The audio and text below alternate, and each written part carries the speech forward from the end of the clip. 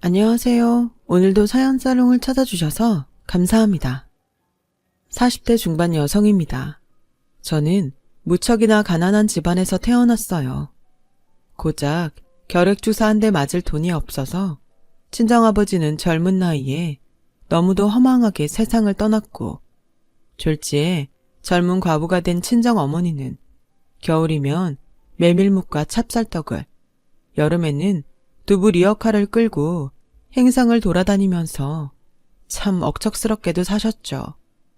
그러나 찢어질 듯한 가난의 그림자를 좀처럼 벗어날 수는 없었어요. 그때 제 나이가 한창 꽃답던 18. 갈수록 지쳐가는 친정어머니를 두고 볼 수 없었던 저는 다니고 있던 인문계 고등학교에 자퇴서를 냈어요. 동네 실업계 친구들을 따라 취업을 나가려고 했거든요. 하지만 이를 알게 된 친정어머니가 처음으로 회초리까지 들어가며 저를 뜯어 말리셨죠. 엄마, 그러지 말고 내 얘기를 좀 들어봐요. 응? 무슨 얘기해? 공부를 그만두고 공장에 취직한다는 얘기해? 아니면 미용실 허드렛 일을 나가겠다는 얘기해? 우리 집 사정이 어쩔 수 없잖아. 나라도 얼른 취업해서 살림에 보태야죠. 시끄러. 회초리 맞기 싫으면 내일 등교하자마자 자퇴서부터 돌려받아서 찢어버려. 아니다. 엄마랑 선생님 댁으로 찾아가자. 지금 당장.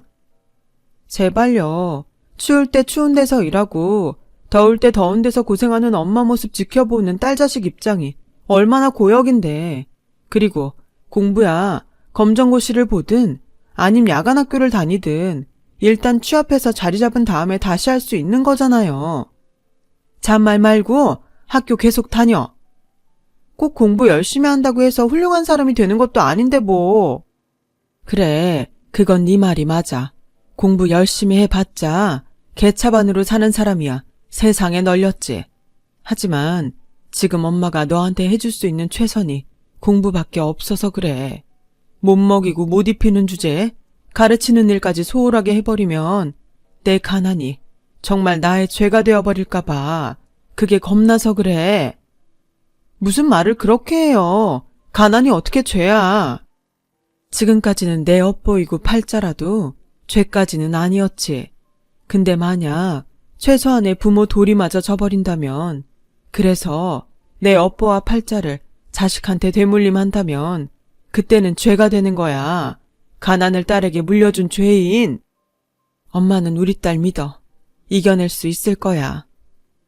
친정어머니의 사랑 덕분에 크게 깨우친 저는 담임선생님에게 사정사정해가며 자퇴를 취소했죠. 이후로는 가난한 팔자 따위를 한 번도 탓하지 않으며 굳세고 긍정적인 태도로 살아왔어요. 전기요금을 내지 못해 전기불이 끊길 때면 가로등 불빛에 의지해 공부했고, 전액 장학금을 받고 대학교에 입학할 수 있었어요. 대학생 시절에는 과외 학생네 집에서 차려주는 토스트 간식으로 하루 딱 한 끼, 한 번 끼니를 때우면서도 꿈을 향해 노력했습니다. 그 결과 큰 병원 간호사가 되는 데 성공했죠. 그런 제 삶의 태도는 번듯한 중산층 사모님인 시모가 양가의 경제적 차이를 걱정하며 결혼을 반대할 때도 굴하지 않았어요. 오히려 당당할 수 있게 만들어 주었죠. 제가 짊어진 가난은 살면서 극복해 보이겠다고요. 그리고 저희 말 그대로를 증명해내었어요. 사글세 단칸방에서 시작한 신혼집을 불과 몇 년 만에 전세 신축 아파트로 옮기면서 말이죠. 하지만 시모에게 저는 여전히 가난해서 못마땅한 며느리인 모양이었어요. 저희 부부가 아파트로 이사하던 날 굳이 찾아와 이러더라고요. 너희 그동안 굶고 살았니? 네? 의사도 아니고 간호사 벌이야 세상 뻔한데 집을 너무 빨리 늘리는 게 아닌가 싶어서. 일반적으로는 둘 중 하나밖에 없잖니. 주택복권을 맞았다던가 아님 귀한 남의 집 아들내미 굶겨가면서 둘이 억척스럽게 모았거나. 둘이 억척스럽게 모은 건 맞아요. 근데 아범 굶기지는 않았으니까 걱정 마세요. 설마 하니 가난이 얼마나 서러운지 제일 잘 아는 제가 남편 먹고 입히는 일에 소홀할 리가 없잖아요. 하기사, 밑바닥 인생들이야 원체 독한 구석이 있다고들 하니까는.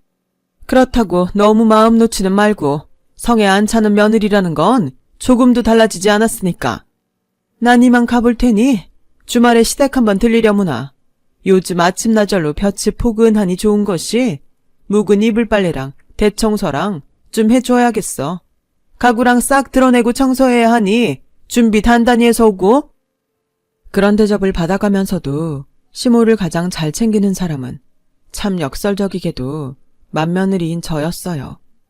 젊어서부터 과부가 되었다는 시모를 볼 때마다 똑같이 일찍 과부가 된 친정엄마의 모습이 겹쳐 보였거든요. 그 외로움을 누구보다 잘 알고 있기에 시모의 곁을 보살피기 위해 부단히 노력했어요. 집안도 좋고 서울대 나온 학벌도 좋고 돈도 잘 벌고 사회적으로 인정도 받는 직업을 가진 잘난 작은 동서가 시모를 고리타분한 옛날 사람 취급하며 홀대할 때도 오히려 상대적으로 가난한 제가 시댁의 경조사며 살림살이며 시모 용돈까지 빠짐없이 잘 챙겼어요. 시부모도 부모이니 자식으로서의 사랑과 정을 당연히 베풀어야 한다는 마음가짐 하나로 말이죠. 친정어머니가 고등학교를 자퇴하려던 저를 부모 자식 간의 사랑으로 바로잡아 주셨던 것처럼 말이에요. 하지만 제가 아무리 시댁과 시모에게 사랑과 정을 베풀어 봤자 저를 얕잡아 보는 시모의 행동과 정 한 번 주지 않는 태도는 달라지지 않았어요. 동서만을 감싸고 돌 뿐이었죠. 제 잘난 맛에 취해 사는 동서에게는 행여 손에 물이라도 한 방울 묻을까 애지중지 아끼면서도 가난하지만 시모와 시댁에게 정성을 다했던 저한테는 늘 허드렛일 살림꾼 취급만이 돌아왔거든요. 집안 좋은 동서의 아들 돌잔치는 동서가 부탁 안 했는데도 직접 나서서 휘황찬란하게 마련해주며 아부를 그렇게 떨어댔으면서 제 아들 돌잔치 때는 그 흔한 돌반지는커녕 빈손으로 덜렁 나타나가지고서는 심지어 부조금 한 푼 내지도 않으면서 한다는 소리가 글쎄. 내 쪽 손님들은 초대하지 않았으니 너무 서운하게 생각하지는 말거라. 그게 무슨 말씀이세요? 솔직히 그렇지 않니? 네 시댁이 동서네처럼 뻑적지근한 부잣집은 아니어도 나름 사회적 체면이라는 게 있는 집안인데 사회 지도층은커녕 밑바닥 인생들만 앉아있는 자리를 장손 돌잔치랍시고 우리 쪽 귀한 손님들을 모실 수는 없는 일 아니냐고. 저기요 어머님, 이건 너무 지나친 행동 아닌가요? 아무리 가난한 며느리가 싫다고 해도 엄연히 어머님 손자고 핏줄이에요. 이 집안 대의일 장손이라고요. 그런 장손 돌잔치를 축하해줘도 모자랄 마당에 밑바닥 인생들이라뇨. 왜? 내가 어디 틀린 말이라도 했다던?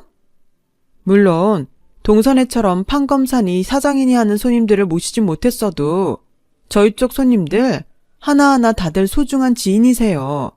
제가 근무하는 병원 직원들이랑 의사쌤 분들도 많이 와주셨고요. 그래 봤자 꼴랑 한둘이겠지. 동네 쬐끄만 병원 의사들이래 봤자 딱히 잘난 양반들도 아닐 테고. 제가 어디 병원 근무하는지 정말 모르세요? 며느리한테 어쩜 그렇게 관심이 없을 수가 있어요? 아, 한의원이었던 모양이구나. 동네 쬐끄만 양빵병원이 아니라. 대학병원입니다. 제가 졸업한 대학교 병원. 네가 대학도 나왔었니? 어머님, 이게 누구 앞이라고 목소리를 높여. 내 입장에서는 당연히 고졸이라고 생각할 수밖에 없는 걸. 지나가는 사람들 아무나 붙잡고 물어봐라. 너희 친정 사는 모습 보여준 다음에 딸 자식이 대학까지 나올 수 있는 환경 같으냐고. 대번에 고등학교 검정고시라도 붙었으면 다행이라는 소리 나오지. 됐네요. 제가 무슨 말을 더 할까요? 아니, 얘기 나온 김에 한마디만 더 해야겠다. 넌 어떻게 된 애가 그렇게 두서가 없어. 대학병원 의사쌤들도 많이 오는 자리면 미리 언지를 줬어야지.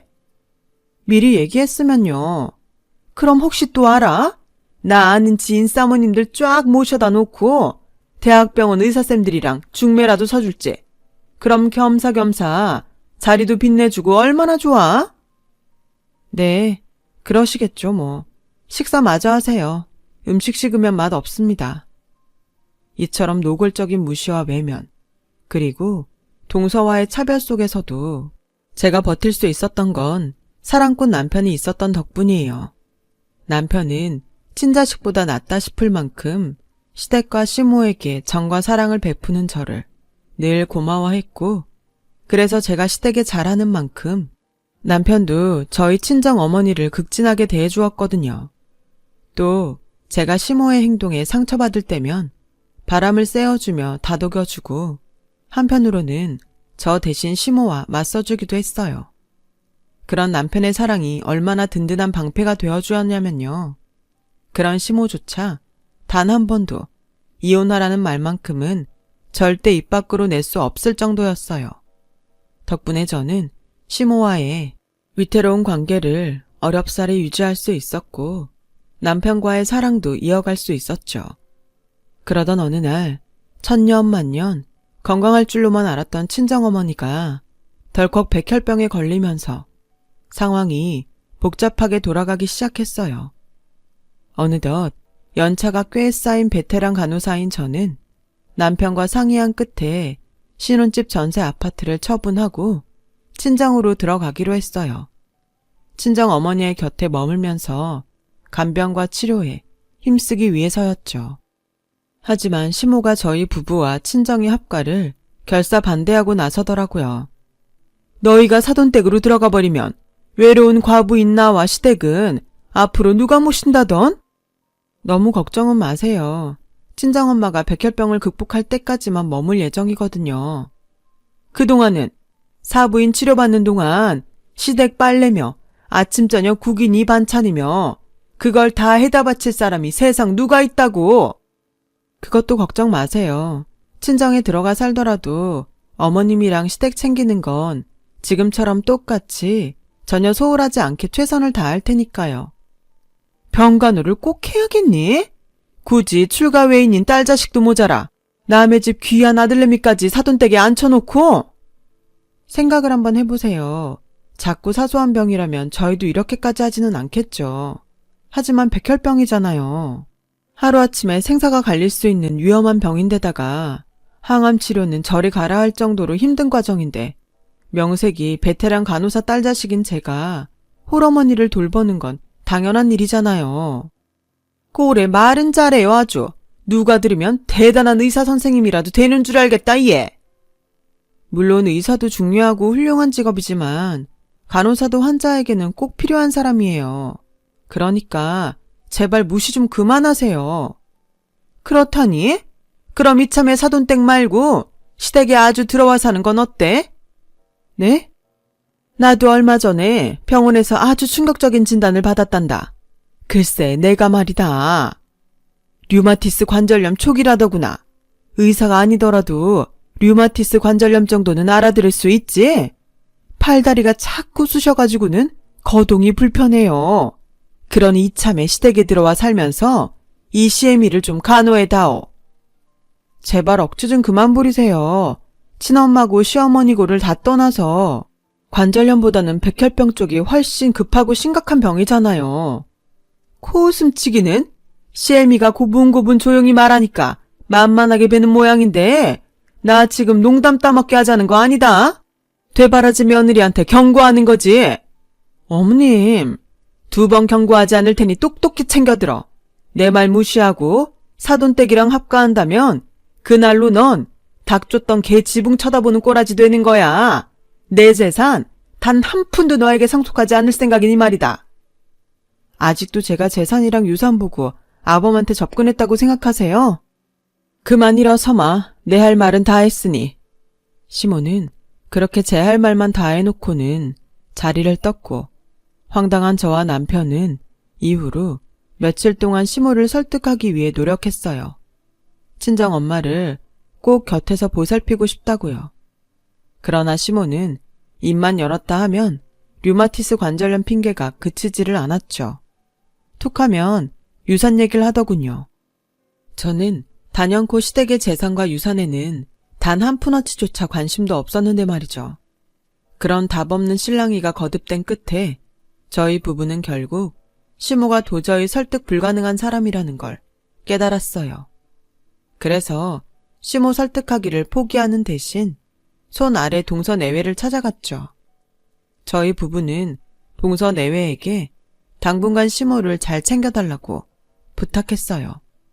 따지고 보면 썩 무리한 부탁까지도 아니었다고 생각해요.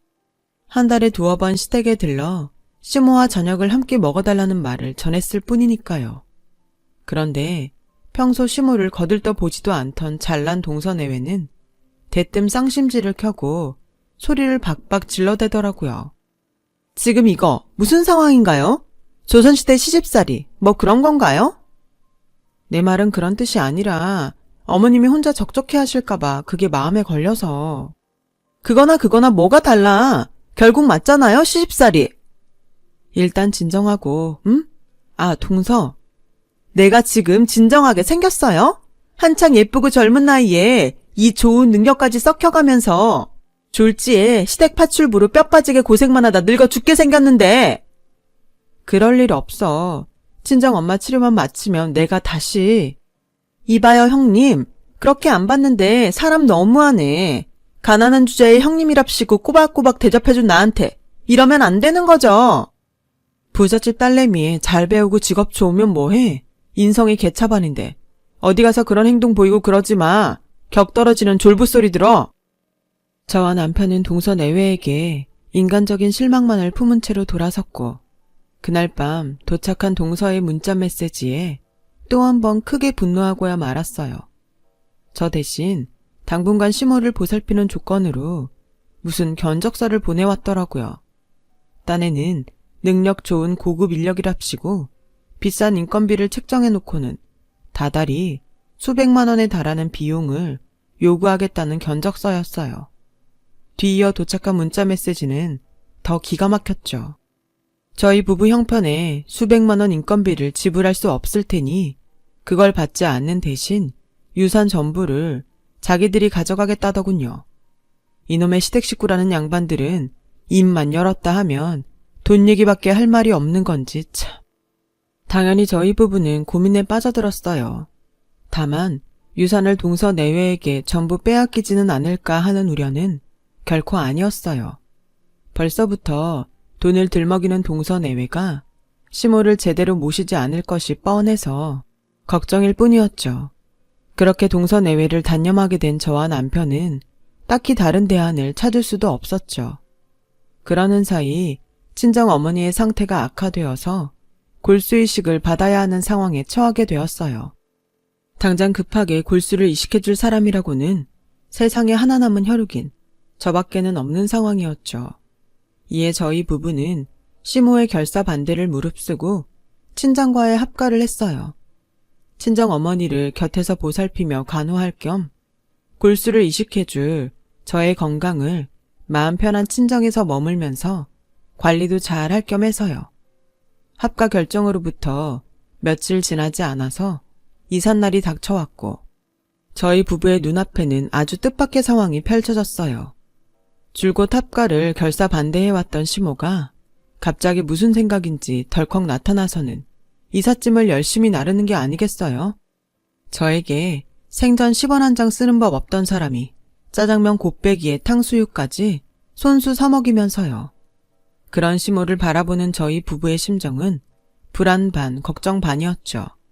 그렇게 잠시 후 정든 전세 아파트를 떠난 이삿짐 트럭이 멈춰서는 순간 저희 부부는 그야말로 아연질색하고야 말았어요. 뭔가 착오가 있는 모양인데요, 기사님. 저희가 갈 이삿짐은 여기가 아니라. 엥? 바뀐 주소가 여기 맞을 텐데. 바꾸다뇨, 누가요? 아까 시어머니라는 사람이 그러더라고요. 이사갈 주소를 잘못 전달했으니 이쪽으로 가면 된다고요. 언제요? 점심 잡수실 때 왜 있잖아요, 짜장이랑 탕수육. 그곳은 원래 목적지였던 친정집이 아닌 시댁이었어요. 전부 시모의 수작이었죠. 일단 저희의 이삿짐부터 시댁에 억지로 들여놓은 뒤에 이삿짐을 인질 삼아 합가 반대를 이어갈 작정인 모양이었어요. 그리고 역시나 시모가 미리 준비해둔 인부들이 우르르 달려들어 이삿짐을 시댁 안으로 옮기려 하더라고요. 시모의 술수에 당할 수 없었던 남편이 인부들을 필사적으로 막아서는 사이 저는 시모에게 달려가 따졌어요. 이게 대체 무슨 짓이죠? 목소리 낮춰. 동네 사람들이 지켜보고 있어. 왜요? 또 그놈의 체면 때문에요? 쪽팔린 줄 아는 사람이 이런 치사한 짓을 벌이나요? 그러게 진즉 내 말을 순순히 들었더라면 이런 사달까지 안 왔겠니? 어머님 신보가 고약해서는 아니고요. 퇴바라진 말투하고는 하긴 방금 그 말투가 너 같은 하층민에게는 딱 어울리는 말투이긴 하구나. 이봐요. 도대체 왜 이렇게까지 하세요? 일단 짐부터 집에 들여다 놓고 천천히 얘기하자꾸나. 나도 뭐 공짜로 들어와 살라는 거 아니라니까는. 아니요. 그렇게는 못하겠는데요. 이대로 트럭 돌려서 친정으로 들어가야겠는데요. 대학까지 나왔다는 것이 이렇게 무식해가지고서는 옛말에 이런 말이 있다. 인명은 제천이라. 사람이 죽고 사는 문제는 어디까지나 하늘에 달린 일이란 뜻이야. 죽을 사람은 어차피 죽게 되어 있어. 죽는다니? 죽긴 누가 죽어? 부정해도 소용없다. 사부인은 하늘이 점주해준 죽음에 가까워졌을 뿐이야. 인간이 어떻게 되돌릴 수 있는 노릇이 아닐 뿐이고.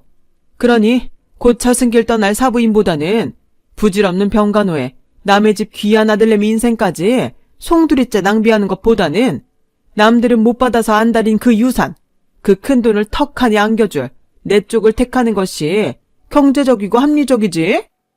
말 다 했어요? 혹시 더 할 말 남아있으면 지금 빼먹지 말고 다 해요. 지금이 마지막이 될 것 같으니까. 사부인 장례식은 너 그 아들내미 돌 때랑은 다르게 섭섭지 않도록 잘 챙길 테니 허물과도 같은 핏줄의 인연일랑 그걸로 만족하며 끊어내거라. 글쎄요. 그런 사악한 말 같은 건 굳이 안 해도 어차피 끊어질 인연 같은데. 그래, 잘 생각했다. 어여침부터 들여놓자꾸나. 정리하고 저녁 차려 먹고 하려면 시간이 빠듯해. 끊어지는 건 당신과 우리의 인연이겠죠. 유산 준다니까! 아니, 우린 이대로 이삿짐 돌려서 친정으로 갑니다. 가서 친정엄마 백혈병 반드시 고쳐놓을 거예요. 우리 엄마 멀쩡히 완치될 거라고요. 그리고 그놈의 유산 따위 처음부터 관심도 없었고 받을 필요도 없어. 우리는 억만금을 줘도 살 수 없는 가족의 사랑 속에서 행복하게 살 거니까.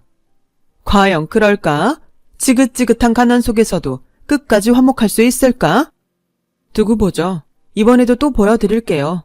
사글세 단칸방에서 전세 신축 아파트로 옮기던 때처럼 말이에요. 저희 부부는 시모와의 인연을 끊었어요. 이삿짐을 친정으로 옮기며 다짐했고요. 가난하고 부자이고를 떠나서 시모처럼 가족이고 나발이고 없는 추악한 사람이 되지는 말자고. 그로부터 몇 년 뒤 저희 골수 이식과 헌신적인 간호 덕분에 친정 어머니의 백혈병이 완치 판정을 받던 무렵 친정 어머니가 건강을 회복하기까지 친정에 몇 달 더 머물기로 결정한 저희 부부에게 뜻밖의 소식이 하나 전해졌어요. 의절한 시모가 위암으로 투병 중이라는 소식이었죠. 다행히도 위암은 치료하기에 가장 용이한 암이었지만 시모의 사정은 나름 되게 딱하더라고요. 시모가 하나 남은 자식인 동서내외에게 간병을 부탁했지만 동서내외는 간병 조건으로 유산 전부를 자신들에게 미리 넘길 것을 시모에게 요구했고 시모의 생명을 인질 삼아 유산을 요구하는 동서내외에게 실망한 시모가 상속을 거부하자 동서내외가 그날로 시모와의 연락을 끊어버린 상황이더라고요. 돈 타령하는 부모에 돈 타령하는 자식인 셈이었죠. 소식을 접한 저희 부부는 갈등에 빠졌어요. 물론 의지할 가족 하나 없이 외롭게 암투병 중인 시모를 향한 동정은 아니었어요. 시모로부터 받았던 마음의 상처가 너무 큰 탓에 쉽사리 용서할 수는 없었거든요. 다만 저희 부부를 고민하게 만든 건 뜻밖에도 막 백혈병을 극복한 참인 친정 어머니였어요. 무슨 소리야. 시모 암투병을 보살펴주라니. 엄마는 화도 안 나? 밉지도 않아요? 그 사람이 엄마를 두고 곧 죽을 사람이라며 얼마나 험한 저주들을 퍼부었는데. 그 양반의 과거 행동은 나 또한 용서할 수 없단다. 나부터가 용서하지를 못했는데 너희에게 너그럽게 받아주라고 할 수 있는 노릇도 아니고. 그럼 됐어. 내 얘기 조금만 더 들어. 용서 못하겠다며. 용서하라고 할 수 있는 노릇도 아니라며. 근데 무슨 얘기를 더? 엄마는 다만 내 딸, 내 사위가 그 양반이랑 똑같은 사람이 되는 걸 바라지 않을 뿐이야. 혼자 외롭게 암투병을 하도록 내버려 둔다면 너희도 결국 그 양반이랑 똑같은 사람이 되는 것 같아서 그게 걱정스럽고 속상할 뿐이야. 그러니 아무리 밉더라도 사람으로서 최소한의 도리는 해주었으면 좋겠어. 도리할 만큼 다 한 다음에 계속 미워할 땐 그때 가서 미워하더라도 말이야. 좋아요. 그럽시다. 시모 암투병 우리가 보살펴 보겠다고요. 그래. 고맙다. 고마워. 엄마 지금 울어? 아니 왜? 엄마가 고마울 일이 뭐가 있다고. 내가 우리 딸한테 물려주고 싶지 않았던 진짜 가난이 뭔 줄 아니? 물질적인 가난이 아니라 마음의 가난이었어. 마음이 풍족한 딸로 자라줘서 고마워. 그동안 평생 노력한 보람이 있구나.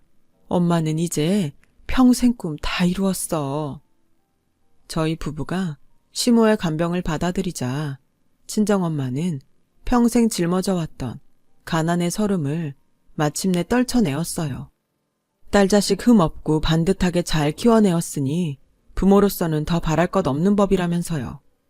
며칠 뒤 저희 부부는 친정어머니의 배웅을 받으며 친정을 떠나 시댁으로 들어갔고 시모의 암투병 간병을 시작했어요.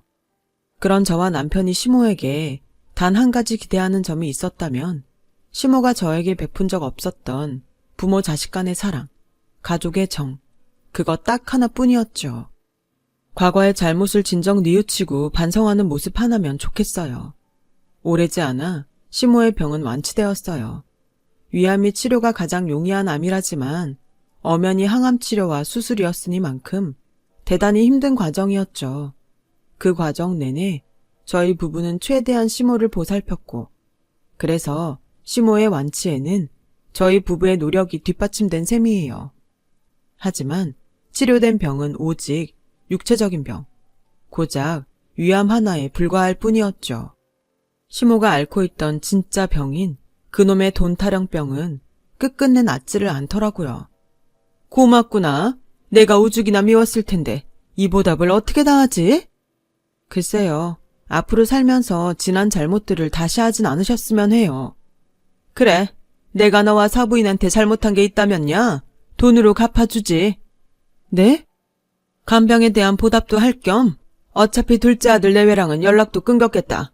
너희 부부를 내 유산의 유일한 상속자로 지정해주마. 대신 앞으로 평생 시댁에 눌러 살아. 예전처럼 청소도 하고 밥도 챙기고. 난 워낙에 귀하게 자라서 살림살이 잘 못하잖니. 표정이 왜 그렇다던? 그게 얼마나 많은 돈인데 좋아서 방방 뛰어도 모자랄 판국에? 하나도 안 변했네요. 아프기 전이나 지금이나. 그렇게 시애미를 못 믿겠니? 어떻게 이 자리에서 유서라도 써주랴? 변호사를 불러다가 공증이라도 받으랴? 그러면 믿음이 가겠어? 그날 저희 부부는 시댁을 미련 없이 떠났어요. 외로운 당신 곁에 부모 자식으로 머물러 달라고 부탁했다면 그렇게 했을 거예요. 어긋나 버렸던 우리와 당신 사이를 되돌려 놓기 위해 필요한 건 유산 같은 돈이 아니라 부모 자식 사이의 사랑과 정이었으니까요. 지난 잘못을 진심으로 뉘우치고 반성하는 인간다운 모습이었으니까. 그런데 어머님은 끝까지 돈이었죠. 그래서 이제 당신을 완전히 포기하려고요. 당신은 세상에 돈보다 중요한 것이 있다는 걸 평생 깨닫지 못할 테니까. 누구처럼 중리산이하는 저주 같은 건 퍼붓지 않을게요. 굳이 그러지 않아도 앞으로 어떤 삶이 남아있을지 뻔히 보이거든요. 이후 저희 부부는 친정 어머니의 건강을 극진하게 챙기며 열심히 살고 있어요. 친정 어머니가 비록 백혈병 완치 판정을 받기는 했었지만 투병 생활 내내 건강이 많이 상해 있었던 데다가 이제는 나이도 많이 잡수셨거든요. 물론 저희 부부의 사랑 덕분에 하루하루 부쩍 건강해지고 있는 중이기도 해요. 반면 시모는 결국 자식 하나 없이 외롭게 늙어가는 처지가 되었어요. 가뜩이나 유산 다툼으로 인해서 시모와 연락 끊고 살던 동서 내외가 시댁의 유일한 상속자로 저희 부부를 지정하려고 했던 시모의 소식을 듣고 냅다 쳐들어오더니 아주 호적까지 파서 나가버릴 기세로 깽판을 쳤다더라고요. 당연히 그들과의 관계는 완전히 박살이 나버렸고요. 정작 저희 부부는 그 유산에는 여전히 눈꼽만큼도 관심 없는데 말이죠. 암튼 그래서 시모에게 남은 앞날이라고는 비록 돈은 많지만 어깨 기댈 가족 하나 없이 쓸쓸한 노후가 고작이에요.